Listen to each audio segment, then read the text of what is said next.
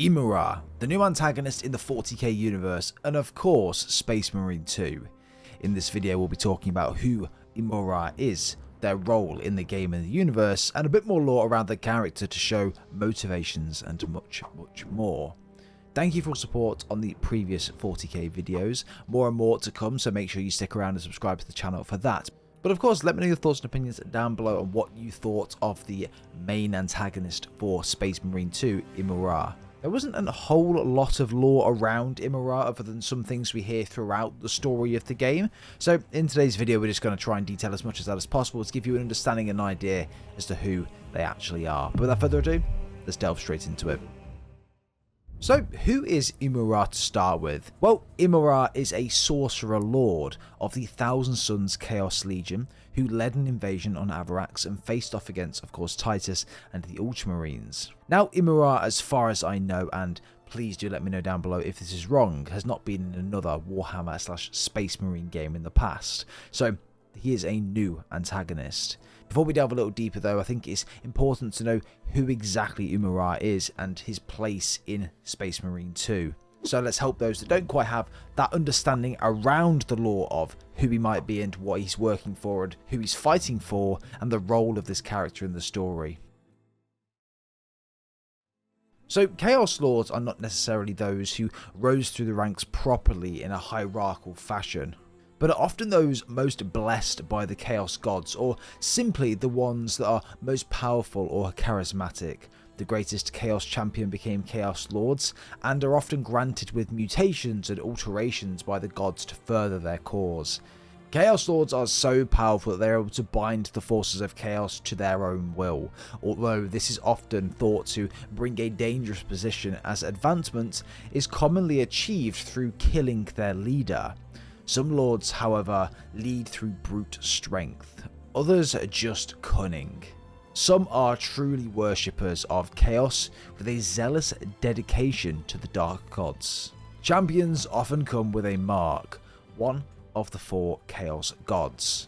Champions of Khorne are savage and value physical strength and combat over cunning and strategy. Tzeentchian, I've probably butchered that, so apologies if I have. Champions are often very knowledgeable, and many of them are sorcerers. Champions of Nurgle are most distorted and physically corrupted of Chaos followers, their bodies dulled from the pain, enabling them to endure physical injury with little trauma. And the Slaaneshi champions are often those who seek the most intense pleasures possible, and are often physical and also the fastest Chaos warriors due to their hypersensitive minds. So now that that's out the way, let's talk about Imurah and of course Titus and a little bit more. Titus and the rest of the squad know of Imurah. Imurah was a name that should never be mentioned, and when it was mentioned by Gadriel asking the question to the rest of his team, he was shut down by Charion. During the first encounter with Titus and Imurah, here we can see some important dialogue. Imurah was impersonating Neoma, someone with the ability to take messages from a person's mind and pass them through the warp.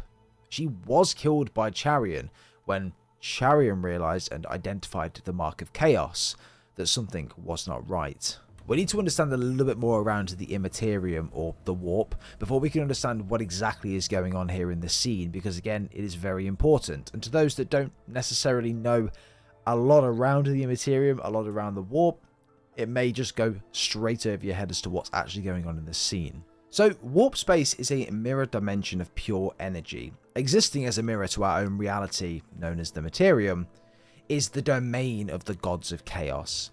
These gods dwell in their own realms, perpetually battling for one another in a struggle known as the Great Game. The size of these realms expands and contracts as the power of the warp ebbs and flows. The warp's existence is fueled by the emotions and the souls of all sentient beings from the Materium.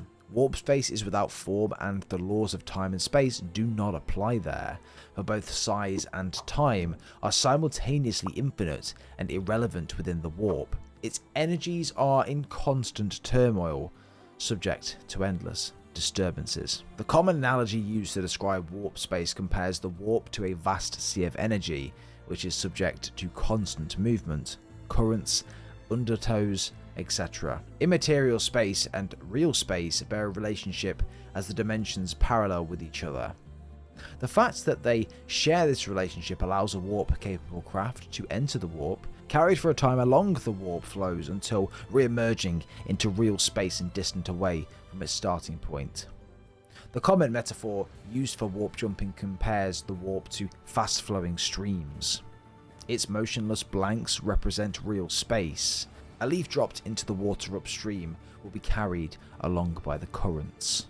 This is a useful metaphor in understanding warp space. Along the warp, however, is far more complex in its movements than a linear stream. The warp moves in endlessly unpredictable and convoluted patterns. The warp is the final destination of the deceased souls of most races in the galaxy. These souls will swirl endlessly within the chaotic warp, and many are consumed by preying demons.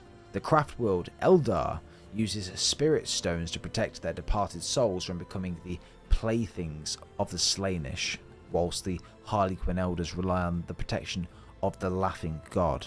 The Imperials believe that the Emperor will protect a virtuous soul once it has entered the warp. The warp is born from the thoughts, dreams and emotions of every physical, attuned, sentient race in the galaxy. Every emotion and action of the Materium feeds the warp, and it's reflected back, creating its own reality. Should the races of the galaxy somehow be cut off from the warp, its malevolent entities would ultimately weaken and starve.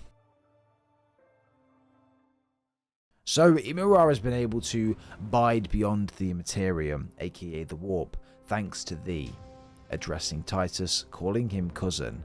So long he has watched through a tattered veil, yearning for this moment to face him and the Imperium.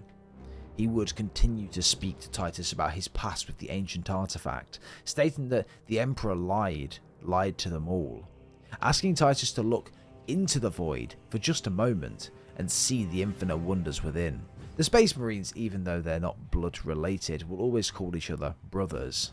Now I'm thinking, and again correct me if I'm wrong here, that because the heretics are also technically Space Marines, just obviously heretics and traitors, they are in some way not related but the same sort of thing, which is why Imurah calls them cousins. If that's how it works, I'd love to know down below. That's logically what I'm thinking. Not that Imurah is related to Titus or any of the others, so just let me know down below if that is correct in me thinking. If not, feel free to correct me below. Imurah looked to be the successor to Lord Nemrath, attempting to take over and finish the job once and for all with this artifact. There isn't currently a lot of lore around Imurah. He's a new character in the 40k universe, and one where, to be honest, we don't really learn a whole lot about, and is also killed off in the same game. All we know is that he's waited a long time for this moment to be released out of the warp and into our universe to take hold of the artifact and bring chaos to the forces here for good, taking over. The more versed 40k lore fanatics out there watching this video, let me know if I'm missing anything out in the comments below, but I think we've pretty much covered everything we need to. But guys, that is going to be it for today's video. I would love to know your thoughts and opinions down below. And again, if I've missed anything, please do let me know. I'm fairly new to the 40k universe, so I'm doing a lot of research. I'm playing through the games. I'm looking pretty in depth into the dialogue and the scenes that's going on, but you know, some of that stuff is very easy to miss with the amount that's going on. So I would love for you to let me know down below if I have missed anything out, and it helps me learn more around this universe. But thank you very much for watching, everyone. I really do appreciate it. If you have enjoyed this video, please leave a like and subscribe to the channel for more 40k videos coming, and of course a lot of story-based videos coming on the channel. There's a lot of new games coming out this year that you guys may want to see videos for, so be sure to stick around if you want to be up to date with those. But I appreciate you guys. Thank you very much. We'll see you guys next time.